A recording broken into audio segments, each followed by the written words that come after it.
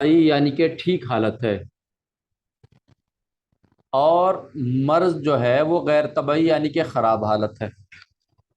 दोनों के दोनों जो चीजें हैं, सेहत यानी कि तंदुरुस्ती और मर्ज यानी कि बीमारी।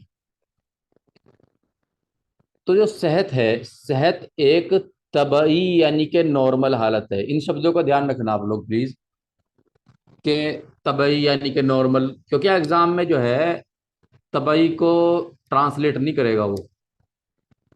मर्ज को एक बार को ब्रैकेट में डिजीज लिख लिख सकते हैं, लेकिन तबई को वो डायरेक्ट तबई लिख देगा। ठीक है, तो थोड़ा सा इन चीज़ों को जो है ना, आप मतलब जैसे मैं बोलता हूँ आप लोग इनको मतलब दिमाग में बिठाया करो, और कोई चीज़ मतलब दिमाग में बिठाया करो इनको। और वैसे तो मैं नोट्स में इन सबको जो है क्लियर कर देता हूँ, और बाद में फिर इसमें भी क्लियर कर, लेकिन ज़्यादातर जो है ना इनको एकदम, इसीलिए मैं बोलता हूँ सभी बच्चों को कि जब आप क्लास करते हैं तो कैमरा ऑन करके क्या करें। कैमरा ऑन करने से जो एक पॉजिटिविटी आती है, वो एक अपने आप में बहुत बड़ी चीज होती है। जो कैमरा करके, कैमरा ऑन करके जो पॉजिटिविटी आती है, वो कैमरा बंद करके नहीं आती वो चीज। ठीक है, तो खैर चलिए। सेहत यानी कि स्वास्थ्य या तंदुरुस्ती एक तबई हालत है, और मर्ज जो है वो एक गैर तबई यानी कि मर्ज एक खराब यानी कि एबनॉर्मल हालत है। अब दूसरा, दोनों के अंदर क्या है? वैसे तो दोनों जो है सेहत और मर्ज एक दूसरे के बिल्कुल उल्टे हैं। सेहत और मर्ज एक दूसरे के विलोम हैं, विलोम शब्द हैं। ठीक है, लेकिन विलोम शब्द जो है वो शब्द अर्थ यानी कि डिक्शनरी में हो सकते हैं, परिभाषा में या उनके फर्क को कैसे समझेंगे। तो सेहत जो है उसमें जो बॉडी के अफआल हैं, अफआल कहते हैं फंक्शन को, वो सही काम करते हैं। और मर्ज यानी कि बीमारी में जो बॉडी के फंक्शन यानी कि बॉडी के अफआल होते हैं वो डिस्टर्ब हो जाते हैं। फिर हमने सबब और अर्ज को जाना कि उसमें भी बॉडी के फंक्शन डिस्टर्ब नहीं होते, लेकिन मर्ज में हो जाते हैं डिस्टर्ब। और सेहत में क्या है? सेहत में बॉडी के जो फंक्शन होते हैं वो बिल्कुल नॉर्मल चलते हैं। इसके साथ साथ सेहत सिर्फ जो है वो बॉडी के फंक्शन नॉर्मल चलने का ही नाम नहीं है। सेहत की जो डेफिनेशन है वो इस तरीके से है कि एक तंदुरुस्त आदमी वो होता है जो अपनी रोजाना के काम यानी कि अपनी डेली की दिनचर्या ठीक ठाक सही तरीके से कम कर लेता हो, उसको कोई बीमारी ना हो, और वो अपने सारे काम ठीक ठाक कर लेता हो, और उसको अपने काम करने में, दैनिक काम करने में, रोजाना के काम करने में किसी किस्म की परेशानी होती हो। एक डेफिनेशन तो ये है।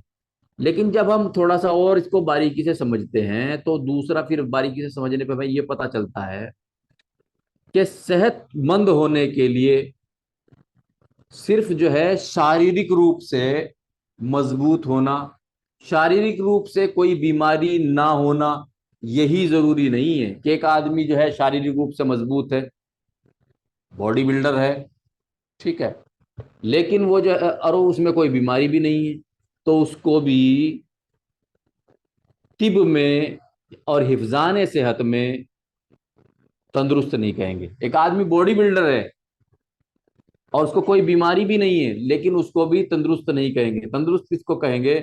तंदुरुस्ती के लिए तीन चीजों का होना जरूरी है।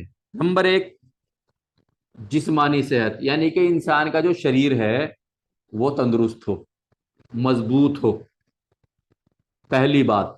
नंबर दो, दिमागी सेहत। दिमागी सेहत यानी कि नफसानी सेहत। दिमागी सेहत का मतलब यह है कि उसका दिमाग सही काम करता हो, वो सही को सही और गलत को गलत समझता हो। एक सेहतमंद आदमी उसको कहेंगे जिसके अंदर जिस्मानी सेहत, दिमागी यानी कि नफसानी सेहत, और समाजी सेहत। समाजी सेहत, समाज कहते हैं आस पास पड़ोस, माहौल, इन सब में वो नॉर्मल जीवन जीता हो। यानी कि जिस्मानी सेहत, उसका शरीर जो है वो बीमारियों से बाहर हो, बीमारियां उसके शरीर में ना हो, उसके शरीर का पूरा जो भाग, पूरा जो उसका शरीर है, जो शरीर में उसके जो काम है, अफाल है, वो नॉर्मल हो, उसका दिमाग सही काम करता हो, वो सही सोचता हो, सही चीज को सही समझता हो, गलत को गलत समझता हो। और साथ में क्या है कि जो समाजी सेहत है, यानी समाजी सेहत का मतलब ये है, पहले आप दिमागी सेहत को समझ लीजिए। एक आदमी तंदुरुस्त है, सब कुछ है, अच्छी बॉडी है, बीमार भी नहीं है, लेकिन कभी कभी जो है उसे गुस्सा बहुत ज्यादा आ जाता है और वो किसी को भी पकड़ के जो है कुटाई कर देता है। तो वो पूरे तौर से सेहतमंद यानी कि स्वस्थ नहीं है। ठीक है, क्योंकि उसकी उसका जो गुस्सा है, उसका जो नफसानी कैफियत है, उसकी जो दिमागी कैफियत है, वो कई बार उसके कंट्रोल से बाहर हो जाती है। और जब उसकी दिमागी कंडीशन, उसकी नफसानी कंडीशन, दिमागी कंडीशन को ही नफसानी कंडीशन कहते हैं, जब उसके कंट्रोल से बाहर हो जाती है, तो वो किसी के ऊपर भी भड़क जाता है, हाइपर हो जाता है और उसकी कुटाई कर देता है। हालांकि वो एक बॉडी बिल्डर है, तो वो पूर्ण रूप से स्वस्थ या तंदुरुस्त नहीं है।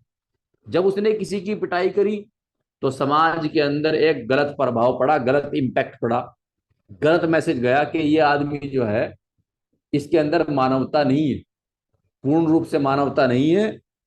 तो जब उसकी दिमागी सेहत डिस्टर्ब होगी, तो उसकी समाजी सेहत भी डिस्टर्ब हो जाएगी। ठीक है।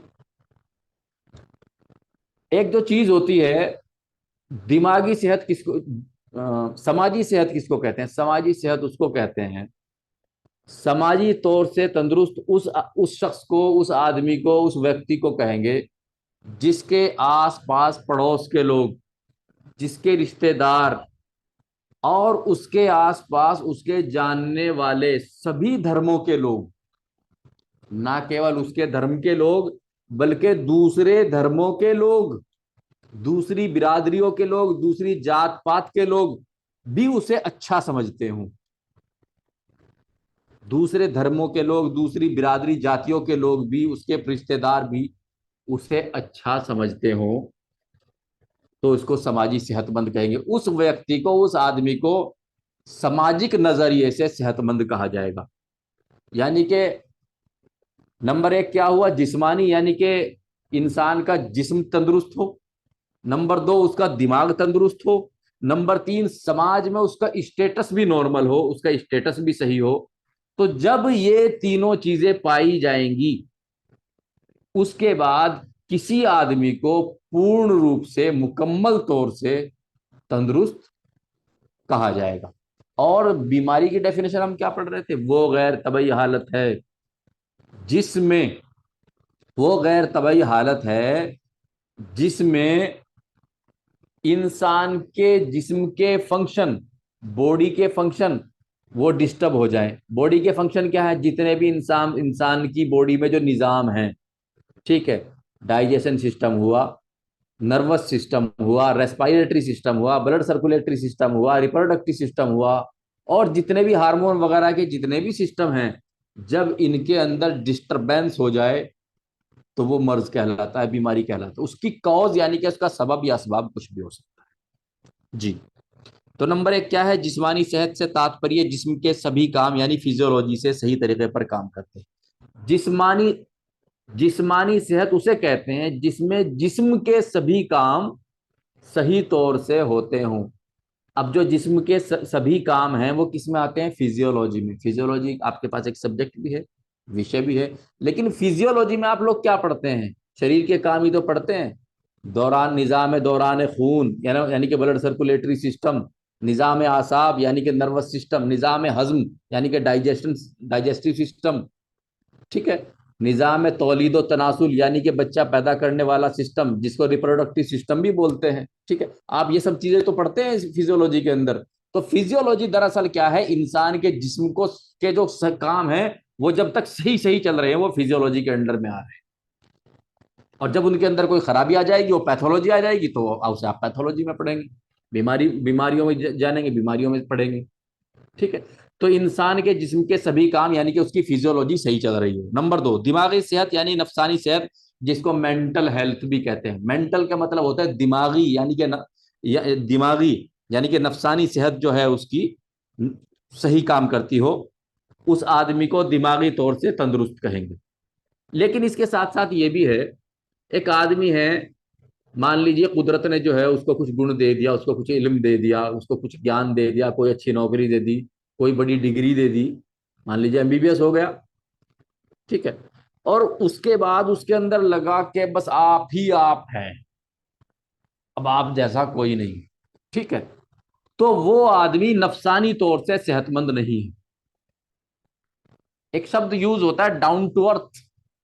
डाउन टू अर्थ का मतलब ये है कि इंसान अपने गुणों से, अपनी पोजीशन से वो आसमान में है, लेकिन वो एक जमीन पे पैदल चलने वाले आदमी की करुणा को, उसके भाव को, उसकी परेशानी को, उसकी अच्छाई को, हर चीज को समझता हो, जानता हो, और उसके अंदर ऐसा हृदय हो जो उसके परेशानी को वो महसूस कर सके।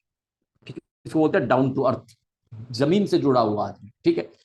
तो अगर कुदरत उसे कुछ दे दे तो फिर वो इतना घमंडी ना हो जाए, बल्कि इंसान की कदर करे और दूसरों को अपने जैसा समझे। और ये जो उसको दिया है कुदरत ने, इसको कुदरत का दिया हुआ अतिया समझ ले, गिफ्ट समझ ले, इस पे घमंड ना करे। या एक आदमी क्या है, मान लीजिए उस बेचारे के पास अच्छा रुतबा नहीं है, कोई अच्छी नौकरी नहीं है, कोई ज्यादा पढ़ाई नहीं है, और वो आदमी अपने आप को बिल्कुल तुच्छ प्राणी समझना शुरू कर दे। वो समझ ले कि तुम कुछ नहीं हो, तुम इस दुनिया में गलत आ गए हो। तो वो उसे क्या बोलते हैं? एहसास कमतरी। एहसास कमतरी यानी कि तुम इस लायक ही नहीं। तो जो दिमागी रूप से सेहतमंद आदमी है, चाहे वो अमीर है गरीब है, यानी कि उसकी जो फाइनेंशियली हालत है वो कुछ भी है, वो कितना ही पढ़ा लिखा हो या अनपढ़ हो, उसके कितने कैसे भी उसकी स्थिति हो, उसके बावजूद ना तो उसके अंदर घमंड हो और ना वो अपने आप को बिल्कुल बेकार समझता, मीडियम तरह का आदमी हो, हर हाल में अपने आप को खुश रखने की कोशिश करे, क्योंकि प्लस माइनस चलता रहता है। ठीक है। खुशी और गम जो है वो साए की तरह है।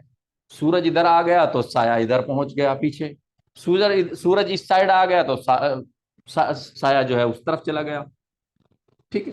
तो ये अलटने पलटने वाले मामले हैं खुशी और गमी के। लेकिन दिमागी रूप से तंदुरुस्त उस आदमी को कहेंगे कि हर हालत में वो अपने आप को खुश रखने का प्रयास करे। ठीक है। कहीं स्थिति परिस्थिति इतनी खराब आती है कि उसमें आदमी खुश नहीं रह सकता, लेकिन उस आदमी के अंदर कहीं ना कुछ पॉजिटिविटी हो। ठीक है जी। अब नंबर 3, समाजी सेहत। वो इंसान जिसे सभी धर्मों के लोग अच्छा मानते हो, पड़ोसी अच्छा समझते हो, रिश्तेदार अच्छे समझते हो, यानी कि जिसका सोशल हेल्थ सही हो। अब देखिए हमने क्या पढ़ा था, कल हमने पढ़ा था असबाब मर्ज। इसमें हम पढ़ रहे थे असबाब मुखल्लफा, गैर मुखल्लफा, जरूरिया। ठीक है। ये सब कुछ हम पढ़ रहे थे। उसके अंदर असबाब सित्ता जरूरिया, असबाब गैर जरूरिया, यानी कि वो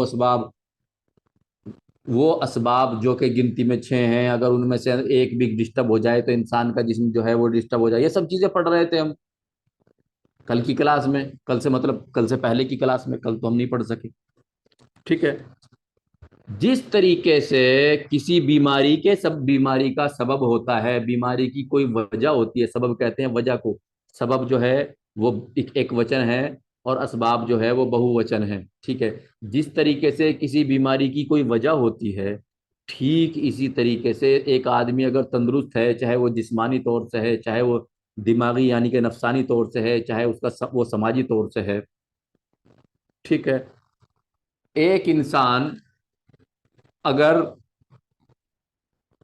बीमार है या तंदुरुस्त, एक आदमी अगर तंदुरुस्त है, जिस तरीके से बीमारी के सबब हैं इसी तरीके से तंदुरुस्ती के भी सबब हैं। यानी कि वो आदमी जो अपने आप को तंदुरुस्त बनाया हुआ है उसकी कुछ ना कुछ वजह है। ठीक है। जिस तरीके से बीमारी के सबब है, बीमारी के सबब में जो एक क्लासिफिकेशन हमने पढ़ा था असबाब सित्ता जरूरिया वगैरह जरूरिया का पढ़ा था। सित्ता जरूरिया में जो है 6 हैं। ठीक है। उन 6 में से एक भी हो जाए तो आदमी बीमार, और बचेगा भी नहीं आदमी। वो जो असबाब सित्ता जरूरिया है, वो उनकी जो महत्वता है, उनकी जो अहमियत है वो बीमारी में है। इसलिए उनको हमने कल पढ़ा था, कल वाली क्लास में पढ़ा था। और उन्हीं असबाब सित्ता जरूरिया की जो अहमियत है, जो महत्वता है, वो सेहत में भी है, तंदुरुस्त में भी। यानी कि असबाब सित्ता जरूरिया में जितनी जो कि छह की छह चीजें हैं, जब उनके अंदर कोई खराबी पैदा आएगी तो सबसे पहले तो आदमी बीमार ही होगा, एकदम जो है मर थोड़ा ही जाएगा। ठीक है। और जो तंदुरुस्ती है, तंदुरुस्ती के लिए भी वो जो छह वजह हैं, छह कारण हैं, ये छह असबाब हैं, उनका बिल्कुल सही सही रहना जरूरी है। ठीक है। मैंने आपसे कहा था कल की क्लास में, यानी कि परसों क्लास में, कि जो असबाब सित्ता जरूरी है और जरूरिया है उसको हम दो बार पढ़ेंगे। और मर्ज वाले में जो है मैं उसको सुपरफिशियली पढ़ता हूं, और सेहत वाले में, यानी कि जहां इंसान को अपनी तंदुरुस्ती बचाने की बात आती है, वहां मैं उसको आप थोड़ा सा डीप पढ़ता हूँ। ठीक है। तो आज फिर हम पढ़ते हैं असबाब सित्ता जरूरिया। सित्ता कहते हैं छह को। असबाब जो है वो सबब की जमा है, यानी कि सबब का बहुवचन है, जिसके मायने होती है वजह है, यानी कि कारण। ठीक है। छह कारण जो कि तंदुरुस्ती के लिए बहुत ज्यादा जरूरी है। और ये छह कारण वो हैं कि अगर ये डिस्टर्ब हो जाए तो पहला आदमी बीमार होगा, अगर फिर वहां भी रोकथाम ना की गई तो फिर आदमी बच नहीं पाएगा। तो वो छह कारण कौन कौन से हैं? नंबर एक, हवा। नंबर दो, माकूलात व मशरूबात। नंबर तीन, हरकत व सकून बदनी। नंबर चार, हरकत व सकून नफसानी। नंबर पांच, एहतबास व इस्तफराग। और नंबर छह, नौम व यकजा। ठीक है। अब नंबर एक, हवा।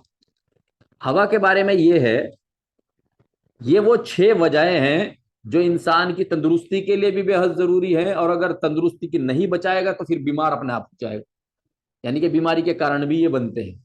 ठीक है। क्योंकि मान लीजिए ये एक किताब है, तो बीमारी और तंदुरुस्ती एक ही सिक्के के दो पहलू हैं। अगर तंदुरुस्ती रहेगी तो बीमारी नहीं रहेगी, बीमारी रहेगी तो तंदुरुस्ती नहीं रहेगी, निर्भर है एक दूसरे पर। तो फिर असबाब सित्ता जरूरिया दोनों के लिए जरूरी है। अगर असबाब सित्ता जरूरिया को संभाल लिया, उनकी ध्यान रखी गई, रखा गया उनका ध्यान, तो तंदुरुस्त। नहीं ध्यान रखा गया तो बीमार। और बिल्कुल अगर मामला हाथ से निकल गया तो इंसान बचा नहीं पाएगा खुद को। तो असबाब सित्ता जरूरिया में सबसे पहले हवा। हवा क्या है? हमने पढ़ा था उमूर तबैया में, अरकान, मिजाज, अखला, ताज़ा, अरवा, कुवा, अफ़आल। अरकान वो चीज है, वो चीजें हैं जिनसे मिलकर के दुनिया की तमाम चीजें बनी हैं, उनको अरकान बोलते हैं। और यूनानी यानी कि असहाब मशाइन कहते हैं कि अरकान चार है, MAPH: मिट्टी, आग, पानी, हवा। चौथा जो उनसुर है, अनासिर जो है जमा है, उनसुर एक को कहते हैं, अनासिर एक से ज्यादा को, चारों को कहेंगे तो अनासिर कहेंगे, अगर हवा की बात की जाए तो उनसुर कह देंगे। तो हवा जो है वो एक उनसुर भी है। अरकान यानी कि अनासिर। ठीक है। और अनासिर तो ज्यादा को बोलेंगे, एक को उनसुर बोलेंगे। तो हवा क्या है? एक उनसुर भी है। और हवा ही से क्या बनती है? रूह बनती है। कैसे बनती है हवा? हवा के अंदर जो ऑक्सीजन है, हवा के अंदर नाइट्रोजन भी है, कार्बन डाइऑक्साइड भी है, ठीक है, कुछ डस्ट वगैरह भी है। लेकिन हवा के अंदर जो ऑक्सीजन है, कहेंगे तो उसको भी हवा ही, भाई है तो वो भी एक हवा ही। अगर हम ये कहें हमने हवा खींच ली, तो इसमें ऑक्सीजन भी तो अंदर गई है ना। ठीक है। तो मेरा कहने का मतलब ये है कि हवा, ऑक्सीजन को हम हवा भी कह सकते हैं। जैसे कि हॉस्पिटल में जो है सिलेंडर रखे रहते हैं ऑक्सीजन के, भाई हवा का सिलेंडर कहाँ है? एक आम आदमी बोल सकता है, अरे भाई हमारे मरीज को जो है हवा लगनी थी। एक देहाती आदमी बोल सकता है बेचारा, जिसे ज्यादा नॉलेज नहीं है कि भाई इसे ऑक्सीजन ही बोलना है, भाई हमारे मरीज तो हवा। ऑक्सीजन भी एक एयर है, एयर का पार्ट है तो एयर है। ठीक है। तो ऑक्सीजन जब हीमोग्लोबिन में मिलता है, हीमोग्लोबिन क्या है? जो RBC है, रेड ब्लड कार्पसल्स या रेड ब्लड सेल्स जो है, जो लाल रक्त कणिकाएं हैं, RBC, उसके अंदर जो है वो बैग ऑफ हीमोग्लोबिन होते हैं, यानी कि उनके अंदर क्या भरा होता है? हीमोग्लोबिन भरा होता है। ठीक है। तो जब हीमोग्लोबिन से मिलती है ऑक्सीजन, जो कि सांस में खींची गई, तो बन जाता है ऑक्सी हीमोग्लोबिन। और इसी ऑक्सी हीमोग्लोबिन को रूह भी कहते हैं। रूह के माने गर्मी के भी हैं। मैं अरवाह में पढ़ चुका हूं, रूह एक को कहते हैं, अरवाह कहते हैं ज्यादा को। ठीक है। रूह के माने गर्मी के भी हैं, रूह के माने आत्मा के भी हैं, और ऑक्सी हीमोग्लोबिन को भी रूह कहते हैं, क्योंकि जब तक ये प्रक्रिया चल रही है, जब तक जो इंसान के फेफड़ों में हवा खींची गई और जो दिल से खून आया फेफड़ों में, वो आपस में मिला और ऑक्सी हीमोग्लोबिन बनाया और इंसान चल रहा है, यानी कि इंसान जिंदा है, तो इस ऑक्सी हीमोग्लोबिन को रूह भी कह देते हैं, जो कि मिश्रण होता है, जो कि मिला जुला भाग होता है किस किस का, नंबर एक ऑक्सीजन का और नंबर दो हीमोग्लोबिन का। ठीक है, तो इसको रूह भी कह देते हैं। तो हवा क्या हुई, एक तरीके से हवा रूह भी है, हवा उनसुर भी है। और हवा के बगैर इंसान जो है वो 2 से 3 मिनट से ज्यादा जिंदा नहीं रह सकता। इंसान की सेहत के लिए हवा अत्यंत जरूरी है। अब तो नंबर 2 क्या है, माकूल व मशरूबात। देखिए, माकूलात उन चीजों को बोलते हैं जिनको इंसान खाता है, और मशरूबात उन चीजों को बोलते हैं जिनको इंसान पीता है। अब पहले मशरूबात की बात ले लीजिए। देखिए, वैसे तो मशरूबात बहुत सारी चीजें हैं, जैसे कि दूध है, या किसी फल का जो है वो अरक भी हो सकता है, जूस भी हो सकता है, ठीक है, या इंसान के जरिए से बनाई हुई चाय और कॉफी भी हो सकती है, ठीक है, शराब हो सकती है, कोई भी बहने वाली चीज हो सकती है जिसको आदमी पी ले। लेकिन जो मशरूबात, असल में जो मशरूबात का लफ्ज इस्तेमाल किया जाता है, जो शब्द इस्तेमाल किया जाता है, वो पानी के लिए किया जाता है। ठीक है, जो असल में मशरूबात का इस्तेमाल किया वो पानी। तो पानी जो है वो भी इंसान की सेहत को बचाने के लिए, हम सेहत की बात कर रहे हैं यहाँ, बीमारी की बात नहीं कर रहे हैं, हालांकि उसको भी हम बीच बीच में जो है कोरिलेट करते हुए चल रहे हैं।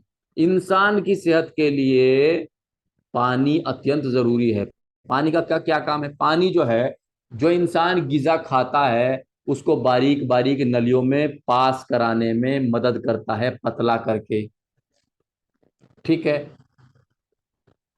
और इन पानी जो है, जब इंसान के गुर्दों में पेशाब जाता है तो पेशाब में वो पानी जो इंसान ने पिया था और वो खून में मिल जाता है अंदर जा करके, फिर वो गुर्दों से छन करके जो है मसाने में पहुंच जाता है।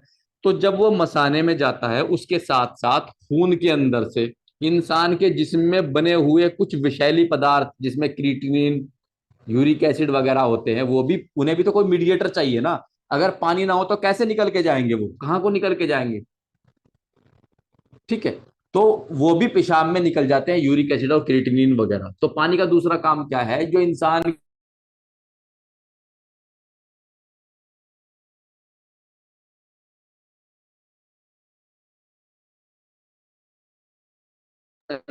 वजन है उसको क्लीन कर देता है। लेकिन एक बात बहुत ज्यादा ध्यान रखने की है कि पानी जो है वो न्यूट्रिशन नहीं देता है। न्यूट्रिशन यानी कि पानी जो है वो इंसान के जिस्म को के अंदर लगता नहीं है। इंसान के जिस्म को बढ़ोतरी करने में सहायक है, लेकिन इंसान के जिस्म को बढ़ोतरी करता नहीं है पानी। ठीक है, मतलब वो सहायक है, वो खाने को हजम करने में सहायक है, वो जिस्म के अंदर से गंदगी यानी कि विषैले पदार्थ क्रिएटिनिन और यूरिक एसिड वगैरह निकालने में सहायक है। लेकिन वो ऐसा नहीं है कि पानी जो है वो बॉडी पार्ट बन जाए। तो पानी का न्यूट्रिशन यानी कि पोषण नहीं देता है पानी। ये एक बहुत ही वेरी इंपॉर्टेंट, बहुत ही इंपॉर्टेंट सवाल है। अब माकूल, माकूल यानी कि जितनी भी चीजें इंसान खाता है, मान लीजिए विटामिन खा रहा है, मिनरल खा रहा है, तो डायरेक्ट लग जाते हैं। और जो प्रोटीन है, कार्बोहाइड्रेट है, फैट है, ये डाइजेशन होने के बाद लग जाते हैं। तो जो जरूरी चीज है वो इंसान के अंदर क्या होता है, लग जाता है, जितनी जितनी इंसान को चीजों की जरूरत है। तो इंसान की जिंदगी के लिए और तंदुरुस्ती के लिए, जिंदगी है तो तंदुरुस्ती है, स्वास्थ्य, स्वास्थ्य है, सेहत है। ठीक है, तो क्या जरूरी है, माकूल यानी कि खाना पीना जरूरी है, और मशरूब यानी कि पीना जरूरी है। ना आदमी खाने को छोड़ सकता, ना पीने को छोड़ सकता। उसके बाद हरकत व सकून नफसानी, हरकत व सकून बदनी। देखिए, हरकत कहते हैं काम करने को, सकून कहते हैं आराम को, नफसानी कहते हैं दिमाग को, यानी कि दिमाग को आराम और दिमाग को हरकत। सकून नफसानी यानी कि हरकत कहते हैं काम को, यानी कि दिमाग से काम है, जैसे कभी हम दिमाग से काम कर रहे हैं, पढ़ा रहे हैं आपस में। ठीक है, हम सभी लोग विद्यार्थी और हम लोग पढ़ रहे हैं तो दिमाग से काम ले रहे हैं। तो यही क्या हुआ, ये हरकत नफसानी हुआ। ठीक है, और सकून नफसानी क्या हुआ, सकून नफसानी क्या हुआ, मान लीजिए हम जो है चादर ओढ़ के सो गए। तो हम जो अपने दिमाग को क्या दे रहे हैं, सुकून दे रहे हैं। हरकत व सकून नफसानी, यानी कि हरकत और सकून नफसानी किससे बना है? हरकत नफसानी और सकून नफसानी। नफसानी कहते हैं दिमाग को, हरकत नफसानी यानी कि दिमाग से काम लिया जाए, और सकून नफसानी यानी कि दिमाग को आराम कर दिया जाए। दोनों जरूरी है। एक आदमी जो है, ऐसा भी नहीं है कि वो 1 महीने तक लगातार जाग के जो है काम कर लेगा, दिमागी काम। और एक आदमी ऐसा भी नहीं है कि वो लगातार सोता ही रहे। जो सो रहा है वो तो फिर जिंदा ही नहीं है।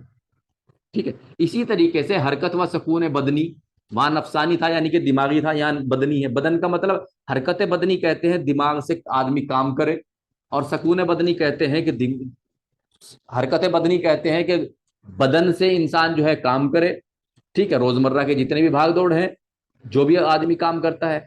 और सकून बदनी है कि बदन को रेस्ट दे, आराम दे। इंसान की तंदुरुस्ती को, इंसान की सेहत को बचाने के लिए हरकत व सकून नफसानी भी जरूरी है, यानी कि दिमाग से काम लेना भी जरूरी है, नहीं तो इंसान बेकार हो जाएगा। और सकून नफसानी यानी कि आराम भी जरूरी है। ठीक है। और सिर्फ सकून नफसानी ही जरूरी नहीं, मतलब ऐसा नहीं है कि एक आदमी जो है वो दिमाग से आराम ही कर रहा है रात दिन, सुस्ती आ जाएगी उसके अंदर, कामचोर हो जाएगा, खराब हो जाएगा। ठीक है। यही सकून बदनी वाला मामला हुआ। ठीक है। क्योंकि दिमाग जो है वो शरीर के अंदर ही तो है। दिमाग कहाँ है? सब शरीर के अंदर है। तो चूंकि शरीर को आराम चाहिए, तो शरीर को भी आराम चाहिए और दिमाग को भी आराम चाहिए। अब इन्होंने अलग क्यों कर दिया? क्योंकि देखिए, कुछ लोग ऐसे हैं वो शारीरिक परिश्रम कम करते हैं, और कुछ लोग ऐसे हैं जो शारीरिक परिश्रम ज्यादा करते हैं। तो इसीलिए हरकत हरकत व सकून नफसानी यानी कि दिमाग से किया हुआ काम और दिमाग को दिया हुआ आराम। हरकत व सकून बदनी यानी कि शरीर से किया हुआ काम और शरीर को दिया हुआ आराम, इंसान की तंदुरुस्ती और इंसान की जिंदगी के लिए बहुत ज्यादा जरूरी। नौम व यकजा, नौम कहते हैं सोने को और यकजा कहते हैं जागने को।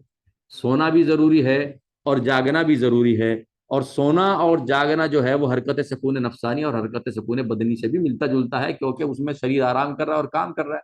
और नौम व यकजा भी जो है एक तरीके से उससे मिलती जुलती ही हालतें हैं, लेकिन चूंकि इसको एक अलग उसमें रखा गया, तो नौम, नौम कहते हैं सोने को और यकजा कहते हैं जागने को। तो दोनों की दोनों जो कंडीशन है, दोनों की दोनों जो है वो इंसान की तंदुरुस्ती के लिए, स्वास्थ्य के लिए, सेहत के लिए जरूरी है। एहतबास व इस्तफराग, कुछ चीजें ऐसी होती हैं कि जो इंसान के जिस्म में रुकनी चाहिए, यानी कि मिनरल है, ठीक है, विटामिन है, कार्बोहाइड्रेट है, फैट है, प्रोटीन है, ये इंसान के शरीर में रुकनी चाहिए। ठीक है। इसको एहतबास कहते हैं। वो चीजें जो इस इंसान के शरीर के लिए लाभकारी हैं, फायदेमंद हैं, वो इंसान के शरीर में रुके, इसको एहतबास कहते हैं। क्या कहते हैं? एहतबास। लेकिन अगर वो चीजें इंसान के शरीर में रुकना बंद कर दें, यानी कि इंसान को दस्त लग जाए, तो फिर क्या हो रहा है? जरूरी चीजें बाहर निकल रही हैं, जरूरी चीजें बाहर निकल रही हैं। तो उन जरूरी चीजों को बाहर निकलने से रोकने के लिए दस्तों को रोकना, वो क्या हुआ? एहतबास हुआ। क्यों एहतबास क्या किसे कहते हैं? वो वो वो लाभकारी यानी कि फायदेमंद चीजें जो कि इंसानी शरीर के लिए जरूरी हैं, वो इंसान के अंदर रुक जाएं, उसी को एहतबास कहते हैं। और चूंकि दस्त लग गए हैं, अब दस्त लग गए हैं तो रुकेंगे थोड़ा ही, वो तो तेजी से जो है पाखाने में बाहर निकलने, टॉयलेट में निकलने शुरू हो जाएंगे। तो अगर दस्त लग गए हैं, उसको रोकना भी एहतबास कहना। इसी तरीके से वो चीजें जो कि इंसान के शरीर के लिए जरूरी नहीं है, ठीक है, फजूल यानी कि एक तरीके से वेस्ट प्रोडक्ट है, जैसे कि स्टूल यानी कि पाखाना। अब पाखाना यानी कि जो इंसान खाना खाता है उसके अंदर जो जरूरत की चीजें होती हैं, वो इंसान जो है अपना एब्जॉर्ब कर लेता है, डाइजेस्ट करके हजम कर लेता है, इंसान के शरीर के अंदर पहुंच जाती है। और वो चीजें जो कि इंसान के लिए जरूरी नहीं है, वो क्या उसका पाखाना बन जाता है, टॉयलेट बन जाता है, स्टूल बन जाता है उसका। तो वो चीजें इंसान के शरीर से निकलनी जरूरी होती हैं। यानी कि अगर कब्ज हो जाए तो कब्ज का खत्म होना भी जरूरी है। वो चीजें जो इंसान के जिस्म से निकलनी चाहिए उसको इस्तफराग कहते हैं। और अगर कब्ज हो गया तो इस्तफराग बंद हो गया। तो कब्ज का खुलना यानी कि कब्ज का खत्म होना, वो इस्तफराग का है।